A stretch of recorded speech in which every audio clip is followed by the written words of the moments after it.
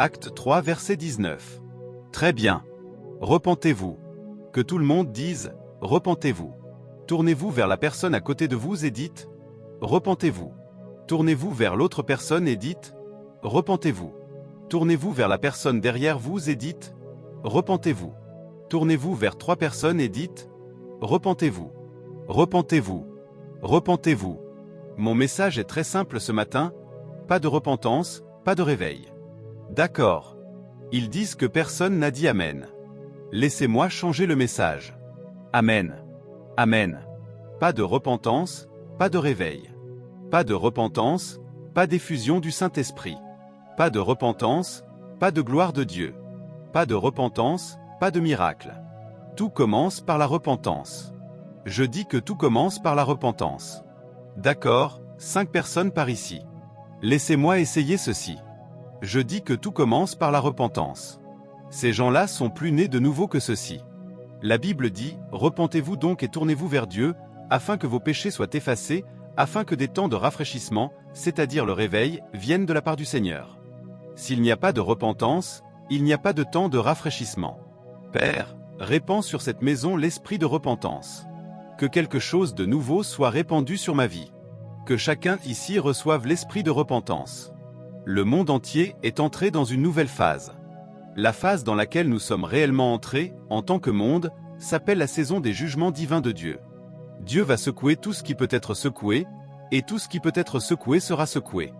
Il secouera les gouvernements. Il secouera les nations. Et il commencera par l'Église. Depuis 2000 ans, il agit comme l'agneau de Dieu, mais il est sur le point de se manifester comme le lion. Chaque fois que Dieu vient pour secouer, il vient avec un principe. Et son principe est qu'il commence toujours par l'Église. 1 Pierre 4 verset 17. Car le temps est venu où le jugement doit commencer par la maison de Dieu. Le jugement il doit commencer par la maison de Dieu. Et s'il commence d'abord par nous, quelle sera l'issue pour ceux qui n'obéissent pas à l'Évangile? Ézéchiel chapitre 9 verset 6. Tuez, détruisez les vieillards et les jeunes hommes, les vierges, les enfants et les femmes. Mais ne vous approchez pas de quiconque aura la marque, et commencez par mon sanctuaire. Ils commencèrent donc par les anciens qui étaient devant la maison de Dieu. Écoutez la parole du Seigneur. Le lion vient secouer le monde entier. Il secouera les gouvernements. Il secouera les nations. Les choses ne seront plus comme avant. Mais il vient commencer ce secouement par sa maison. Une purification est en train de venir.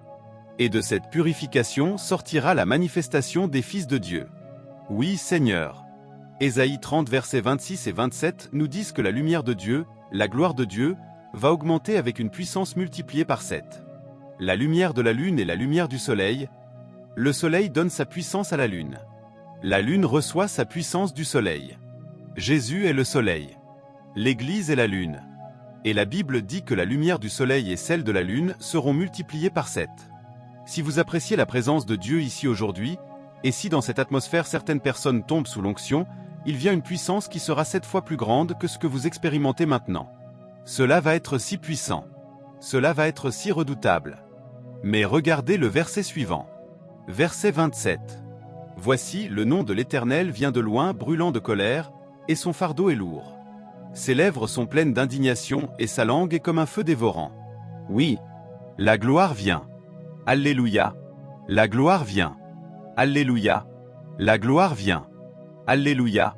Mais serez-vous capable de supporter la gloire? Serez-vous capable de tenir dans la gloire? Car la dernière fois que j'ai regardé dans la Bible, la dernière fois que j'ai vu la gloire dans l'Église, Anania et Saphira sont tombés morts pour avoir menti. Il revient encore. Le roi vient. Qui pourra soutenir sa venue? Qui pourra rester debout lorsqu'il viendra? Malachie 3 verset 1. Voici, j'envoie mon messager. Il préparera le chemin devant moi. Et soudain le Seigneur que vous cherchez viendra dans son temple. Je vous le dis, il viendra soudainement. Il frappera l'Église dans le monde entier. Et le messager de l'alliance que vous désirez, voici, il vient, dit le Seigneur des armées. Mais qui pourra soutenir le jour de sa venue? Et qui pourra subsister lorsqu'il apparaîtra? Car il est comme le feu du raffineur et comme la potasse des foulons. Il s'assiera comme celui qui fond et purifie l'argent. Il purifiera les fils de Lévi. Il les purifiera comme on purifie l'or et l'argent, afin qu'ils présentent au Seigneur une offrande de justice. Alors l'offrande de Juda et de Jérusalem sera agréable au Seigneur. Verset 5. Et je m'approcherai de vous pour le jugement. Je serai un témoin prompt contre les magiciens, contre les adultères, contre ceux qui jurent faussement, contre ceux qui oppriment le salarié dans son salaire, la veuve et l'orphelin, contre ceux qui font tort à l'étranger et qui ne me craignent pas. Amen. Alléluia. J'ai dit Amen. Alléluia. Il vient. Il vient soudainement. Les prières que nous faisons pour le réveil vont être exaucées, et il vient soudainement.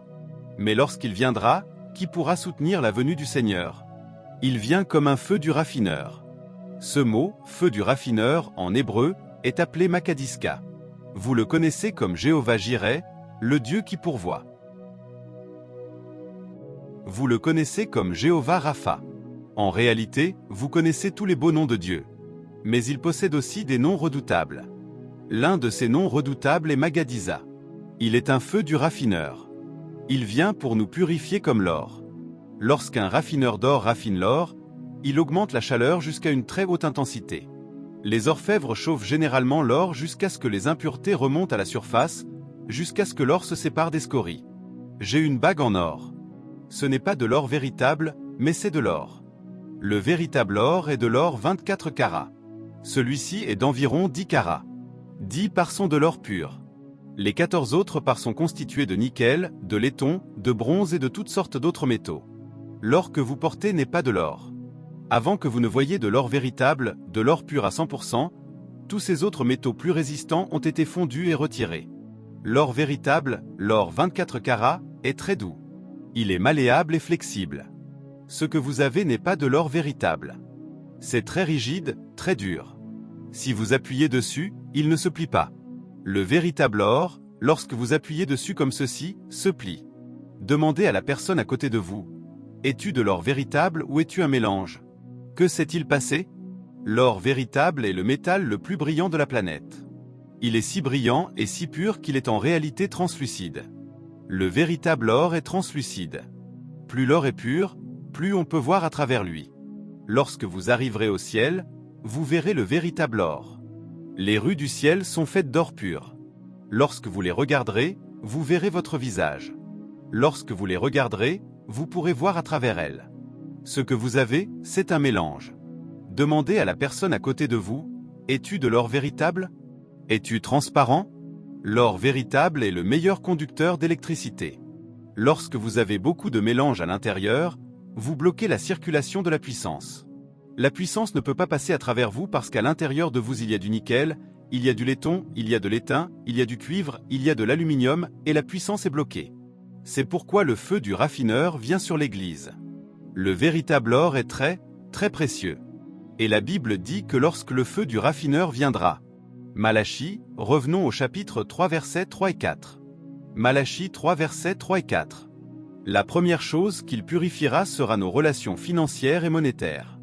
Il est dit, « Je les purifierai comme un feu du raffineur afin qu'ils puissent m'offrir une offrande dans la justice. » Demandez à la personne à côté de vous, « Es-tu de l'or véritable? Paies-tu tes dîmes? Voles-tu dans ton bureau? Car il vient soudainement dans l'Église. Tout mélange sera consumé par le feu du raffineur. La première chose dont il s'occupera sera nos relations financières. As-tu emprunté de l'argent et refuses-tu de le rembourser? Le feu du raffineur te trouvera. Car l'amour de l'argent est la racine de tous les maux. Ainsi, le feu du raffineur viendra jusqu'aux racines et il brûlera à partir des racines. Oui, oui. La deuxième chose dont le feu du raffineur s'occupera sera la sorcellerie et la magie. Verset 5. Verset 5. Et je m'approcherai de vous pour le jugement. Je serai un témoin prompt contre les sorciers. Il vient. Il vient soudainement. Il va s'occuper des sorciers, des magiciens et des occultistes dans l'Église. Les agents marins n'auront plus d'endroit où se cacher. Ceux qui se cachent, ceux qui se couvrent. Savez-vous qu'il y a beaucoup de sorciers dans l'Église aujourd'hui? J'ai été pasteur d'une église à Calabar. 62 de mes membres ont confessé la sorcellerie. J'ai écrit un livre intitulé « Les sorcières dans l'Église ». Demandez à la personne à côté de vous, es-tu l'un d'eux? Car le feu du raffineur vient. Il vient juger les sorciers, les magiciens et les adorateurs d'idoles. Ceux qui visitent les sanctuaires. La troisième chose qu'il vient juger, regardez. Je m'approcherai pour le jugement. Je serai un témoin prompt contre les sorciers et contre les adultères. Vous tous ici, si vous avez une femme étrangère à l'extérieur, le feu du raffineur vient. Il vient pour purifier. La fornication et l'adultère, l'homosexualité et le lesbianisme. Le feu du raffineur vient. Avant de parler de miracles, avant de parler du surnaturel, avant de parler de la gloire, parlons de repentance. Amen. La quatrième chose qu'il vient juger, regardez. Verset 5. Je m'approcherai pour juger tous les menteurs. Les menteurs. Dans ce passage, il est écrit parjure. Les parjures sont des menteurs. Des personnes qui ne disent pas la vérité. Des personnes qui déforment la vérité. Et peut-être que vous ne dites pas la vérité, mais votre vie elle-même est un mensonge. Les documents que vous possédez sont des mensonges. Le diplôme que vous avez obtenu en trichant à l'examen est un mensonge. Le feu du raffineur vient. C'est pourquoi la Bible dit « Lorsque je viendrai, qui pourra soutenir ?» Puis il viendra et s'occupera de toute injustice. Ceux qui exploitent les salaires. Ceux qui exploitent les salaires de leurs employés. Ceux qui trompent les veuves et les orphelins. Ceux qui traitent mal les étrangers. Mesdames et messieurs, c'est là le premier signe d'un véritable réveil. Le réveil ne commence pas par Alléluia. Le réveil commence par Trouble-luia. Alléluia. Père, que le trouble commence. Car le réveil, c'est le ciel qui descend sur la terre. Et dans le ciel, il n'y a pas de péché. Dans le ciel, il n'y a pas d'iniquité. Quand nous disons la gloire, la gloire, la gloire, la gloire est l'atmosphère du ciel. La gloire n'est pas l'onction. L'onction est le niveau le plus bas de la gloire. La gloire est l'onction multipliée par 7. Quand la gloire vient, elle vient comme une nuée. Quand la gloire vient, le ciel est entré sur la terre. Dans le ciel, le péché ne peut pas rester. Lorsque la gloire vient sur la terre, le péché ne peut pas rester sur la terre. Soit le péché s'en va, soit il meurt. C'est pour cela qu'Anania et Saphira, lorsque la gloire est venue, sont morts. Dans Ézéchiel 11 verset 13, lorsque la gloire descendit, un homme mourut. Dans Lévitique 16 verset 2, Dieu avertit Aaron, « N'entre pas à tout moment dans la gloire de la Shekinah, sinon je te ferai mourir. » Tu ne peux pas aller au-delà du voile et entrer dans le lieu très saint sans préparation. Tu dois te préparer. Il fallait 7 jours au souverain sacrificateur pour se préparer à entrer dans la sphère de la gloire. On peut entrer dans les parvis extérieurs, entrer dans d'autres lieux, mais pour aller dans la sphère de la gloire, il faut se préparer. Alléluia! On ne peut pas apporter un feu étranger dans la gloire. Et ceux qui ont essayé de le faire, c'étaient Nadab et Abihu. Ils ont essayé, et Dieu les a frappés de mort. Savez-vous ce qu'ils ont fait? Ils ont bu de l'alcool et sont venus dans la maison de Dieu. Si quelqu'un ici boit de l'alcool et vient dans cette maison, lorsque la gloire viendra, la gloire le fera mourir. Et la gloire vient. Cette chose pour laquelle vous priez, le réveil. Savez-vous vraiment pourquoi vous priez? Comprenez-vous ce que vous demandez? La gloire ne tolère pas le péché. L'onction peut tolérer le péché. C'est pourquoi vous pouvez voir des hommes de Dieu oints. Ils ont seulement l'onction. Mais la nuit, ils dorment avec des prostituées. Vous pouvez voir des conducteurs de louanges oints. Lorsqu'ils chantent, ils font descendre la gloire. Mais la nuit, ils dorment avec leurs petites amies ou leurs petits amis. Mais lorsque la gloire vient, elle ne tolère pas cela. Ah, et il vient. Je dis qu'il vient. Je dis qu'il vient. La gloire vient. Pendant le réveil d'Azusa Street, lorsque la gloire est venue, cette gloire n'était pas seulement dans le bâtiment. La gloire couvrait la maison et s'étendait jusqu'à 1 kilomètre autour. Les gens qui venaient au réveil d'Azusa Street, à 1 kilomètre de distance, si vous viviez dans le péché, vous tombiez sous la puissance. Vous n'aviez même pas encore atteint la maison que vous étiez déjà étendu à plat sur le sol. Monsieur, pour certains d'entre nous ce sera difficile, parce que la gloire vient ici. Lorsque la gloire viendra, certains d'entre vous auront du mal à entrer ici. En venant à l'église, vous arriverez, et vous serez déjà au sol. Pendant le réveil d'Azusa Street, certaines personnes restaient au sol pendant 7 heures. Certaines pendant 1 jour. Certaines pendant 2 jours. Que faisaient-elles? Elles vomissaient les choses mauvaises. Elles confessaient et se déchargeaient. S'il vous plaît, demandez à quelqu'un à côté de vous, « T'es-tu déjà déchargé ?» Frank Bartlement, qui était le secrétaire du réveil d'Azusa Street, raconte dans ses propres écrits qu'il habitait à 2 pâtés de maison de la rue Azusa. Depuis sa maison, il pouvait savoir quand la gloire allait être particulièrement puissante. car il voyait au-dessus du toit une gloire comme du feu qui montait vers les cieux, et un feu venant du ciel qui descendait vers la terre. Et lorsqu'il voyait cela, il savait que ce jour-là allait être un jour de ciel sur la terre. Un jour, en sortant de sa maison, il vit la gloire au-dessus de la rue Azusa. Il dit « Waouh, aujourd'hui ça va être intense !» Et il courut de sa maison jusqu'à la rue Azusa. La porte était ouverte. Lorsqu'il arriva à la porte et voulut entrer, il y eut une puissance, une force. Il fut repoussé et tomba par terre. Il se releva et essaya d'entrer une deuxième fois, mais il fut repoussé et tomba encore. Il essaya 3 fois. Il ne put pas entrer. Alors il se releva et dit « Seigneur, pourquoi ne puis-je pas entrer ?» Le Seigneur lui dit « Avant de quitter ta maison, tu t'es disputé avec ta femme. Je sais qu'il y a quelqu'un ici. Tu t'es disputé avec ta femme avant de venir ici. Tu es libre d'entrer ici maintenant. Mais il vient un jour où tu ne pourras pas te disputer avec ta femme et entrer ici. » Il dit « Seigneur, que dois-je faire? Je veux entrer. Je veux voir la gloire. » Et le Seigneur lui dit « Rentre chez toi. Va demander pardon à ta femme. Va t'agenouiller devant ta femme et dis-lui « Je suis vraiment désolé, pardonne-moi. » Après s'être réconcilié avec sa femme, il se leva et revint à la rue Azusa. Et la porte était ouverte. Alléluia! Mesdames et messieurs, les chérubins et les séraphins arrivent. Les séraphins viennent pour purifier. Ils purifient. Ils purifient. Ils assainissent. Ésaïe chapitre 6. Ce sont les séraphins qui ont purifié les lèvres d'Ésaïe. Tes lèvres sont-elles pures? Quand tu viens à l'église et que la chorale chante, tu chantes avec eux. Saint, Saint, Saint est le Seigneur Dieu Tout-Puissant. Mais lorsque tu sors et qu'une voiture te coupe la route, tu baisses ta vitre et tu dis « Imbécile, idiot, que Dieu te punisse ». Et ensuite, tu reviens à l'église. Les séraphins arrivent. Et les chérubins arrivent aussi. Les séraphins viennent avant les chérubins. Les chérubins apportent la gloire.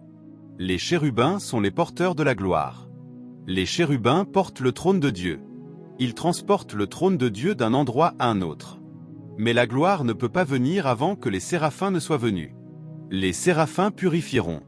Les séraphins assainiront. Puis les chérubins descendront. Le roi vient dans la gloire et dans la majesté. Tout œil verra le roi. Seras-tu prêt? Dans la gloire et dans la majesté, tout œil verra le roi. Il vient, monsieur. Rien ne pourra l'empêcher de venir. Vous voyez ce réveil, aucun gouvernement ne pourra l'arrêter. Aucun démon, aucune principauté. Les seuls qui peuvent l'arrêter, c'est l'Église pécheresse. Le seul obstacle au réveil, c'est l'Église compromise et souillée. Alléluia. Une fois que l'Église aura été purifiée, la gloire viendra. Mais la Bible pose une question. Qui pourra résister au feu du raffineur? Une femme de Dieu a eu une vision du réveil de la gloire qui vient. Une femme de Dieu en Amérique. Elle a été transportée dans les sphères de l'esprit. Son nom est Daniel Wajau. Elle a vu le réveil, le mouvement final de Dieu.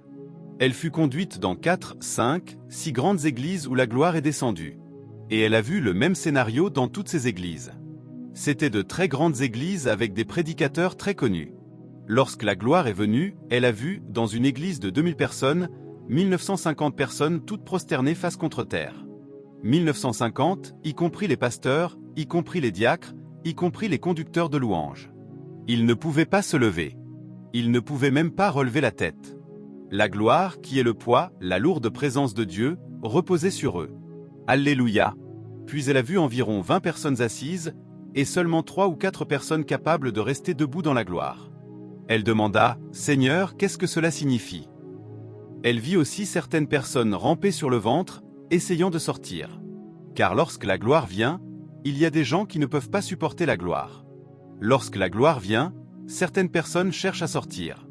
Elle demanda au Seigneur, « Qu'est-ce que cela signifie ?» Et le Seigneur répondit, « Ceux que tu vois couchés face contre terre, ce sont les membres de l'Église qui vivent dans le compromis, remplis d'impuretés accumulées. Ils ne peuvent pas tenir dans la gloire. Ceux que tu as vus assis sont à mi-chemin. Et ceux que tu vois debout, ce sont mon reste. » Cette chose que nous appelons l'Église, le jour où la trompette sonnera, l'Église ne sera pas enlevée. L'Église restera ici. L'Église passera par la grande tribulation. L'Antichrist frappera durement l'Église. Alors, qui sera enlevé? Qui sera enlevé? Le reste? l'épouse de Christ. Le reste est très peu nombreux. Le reste, ce sont ceux qui sont sans tache. Ils sont purs. Ils sont propres. Ils sont saints. Ils sont purifiés. Ce sont ces personnes qui, lorsque la gloire viendra, porteront la gloire de ville en ville et de nation en nation.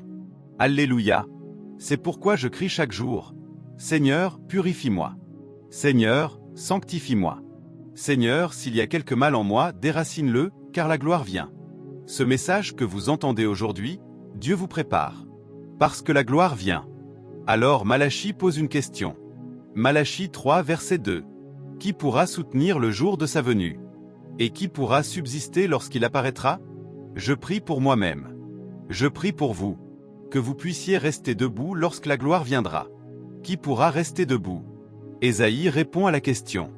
Ésaïe 33, versets 14 et 15.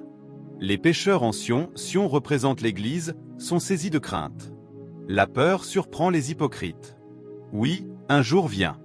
Ésaïe 33, verset 14. Un jour vient où les hypocrites dans l'Église seront saisis de peur. Qui de nous pourra habiter avec le feu dévorant? Qui de nous pourra habiter avec les flammes éternelles? Verset 15.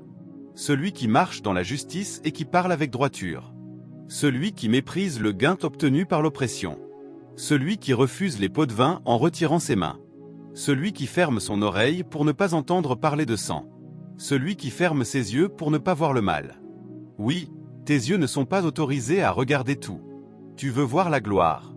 Tu ne peux pas regarder des choses impures. Tu ne peux pas regarder des choses mauvaises et ensuite tenir dans la gloire. Puis-je entendre un amen dans cette maison? Verset suivant. Ésaïe 33, verset 16. Celui-là habitera dans les lieux élevés. Sa retraite sera la forteresse des rochers. Le pain lui sera donné. L'eau ne lui manquera pas. Je m'attends à entendre amen et amen et amen. Verset suivant. Tes yeux verront le roi dans sa beauté. Ils contempleront un pays qui s'étend au loin. Il y a des hommes dans ce lieu qui, avant même d'aller au ciel, verront le roi. Avant d'être emportés au ciel, déjà sur cette terre, vous commencerez à avoir des rencontres célestes. David a posé la même question. Dans Psaume 15, versets 1 à 5, David demanda: Qui pourra demeurer sur ta montagne sainte? Qui pourra se tenir dans ta sainte présence? Et Dieu lui répondit 3 choses. Celui qui a des mains pures, un cœur pur et des lèvres pures. Des mains pures. Monsieur, frappes-tu ta femme? Des mains pures. Triches-tu aux examens? Manipules-tu les chiffres? Il y a des qualifications. Des mains pures. Je prie pour vous. Je prie pour moi-même. Que Dieu purifie nos mains. Et même si vous réussissez à avoir des mains pures, cela ne signifie pas encore que vous êtes qualifié. Deuxièmement, des lèvres pures. Vous ne mentez pas. Vous ne mentez pas. Dans ce monde, vous ne mentez pas. Et même si vous parvenez à avoir des lèvres pures et des mains pures, vous n'êtes toujours pas qualifié. Troisièmement, un cœur pur. Vous n'avez pas d'amertume. Vous n'avez pas de rancune. Vous n'avez pas de souillure sexuelle dans votre cœur. Lorsque David posa cette question à Dieu, il sembla que le standard de Dieu était trop élevé. David essaya de l'oublier, mais il ne put pas échapper à cette pensée. Cela continuait de le troubler. Il revint encore vers Dieu dans Psaume 24 et posa la même question. Psaume 24, versets 4 à 7. Qui pourra monter sur la montagne du Seigneur? Qui pourra se tenir devant lui? Et Dieu répondit encore: Je suis l'Éternel, je ne change pas. L'homme peut changer ses standards. Mais moi, l'Éternel Dieu, je ne change pas mes standards. Des mains pures, un cœur pur, des lèvres pures. La raison pour laquelle peu de personnes applaudissent est que leurs mains ne sont pas pures. Pendant que nous prions pour le réveil, il vient. Et il viendra soudainement. Mais lorsqu'il viendra, qui pourra résister? Qui pourra résister au feu du raffineur? Dieu vous donne aujourd'hui une grande opportunité d'entendre la parole du Seigneur. Afin que vous prépariez votre cœur, que vous prépariez vos voix, que vous prépariez votre famille et que vous prépariez vos enfants. Car il vient. Et il commencera par la maison. Et il commencera par les anciens. Il commencera par les hommes de Dieu, les diacres, les chantres, tous ceux que vous voyez ici devant. Il commencera ici. Le jugement, la purification, l'épuration. Dans les jours à venir, il y aura des hommes de Dieu qui, en montant à l'autel, tomberont morts. Dans les jours à venir, il y aura des conducteurs de louanges qui, en prenant le micro pour chanter, tomberont morts. Ce que vous pouvez faire maintenant, vous ne pourrez plus le faire lorsque la gloire viendra. Mettez-vous à genoux. Je n'ai pas besoin de vous donner des sujets de prière. C'est le moment de crier. C'est le moment de dire, Seigneur, aide-moi. Purifie-moi. Raffine-moi comme l'or. Sanctifie ma vie. Je ne veux pas être consumé par ton feu. Je veux être de l'or 24 carats. Peux-tu parler à ton Père maintenant? Mon Dieu, mon Dieu, mon Dieu. Mon Dieu, mon Dieu, mon Dieu. Purifie-moi comme l'or afin que je puisse dire avec assurance. Mon corps est ton sanctuaire. Mon corps est ton sanctuaire. Mon corps est ton sanctuaire. Purifie-moi comme l'or afin que je puisse dire avec assurance. Mon corps est ton sanctuaire. Purifie-moi comme l'or afin que je puisse dire avec assurance. Mon corps est ton sanctuaire. Saint-Esprit, aide-nous. Aide-nous comme Église. Aide-nous comme peuple. Purifie-nous et prépare-nous, ô Dieu. Ô Dieu. Ô Dieu. Ô Dieu. Ô Dieu. Ô Dieu. Ô Dieu. Ô Dieu. Il y en a parmi vous qui doivent même se coucher face contre terre, car un jour vient où lorsque la gloire viendra, c'est ainsi que vous serez étendus à plat. Ô Dieu. Prie. Seigneur, aide-moi. Aide-moi. Purifie-moi. Seigneur, purifie-moi. Saint-Esprit, renouvelle-moi entièrement. Tout ce qui en moi te fait obstacle, tout ce qui te bloque, la chair, la nature charnelle. Seigneur, transforme-moi entièrement. Feu du raffineur. Feu du raffineur. Prions. Brûle toute impureté. Seigneur, fais miséricorde. Seigneur, fais miséricorde. Car nous avons placé toute notre espérance en toi. Pour notre péché, nous nous repentons au Seigneur. Nous croyons ta parole. Fais miséricorde. Maintenant nous prions. Celui qui a des mains pures. Tes mains sont-elles pures? Un cœur pur.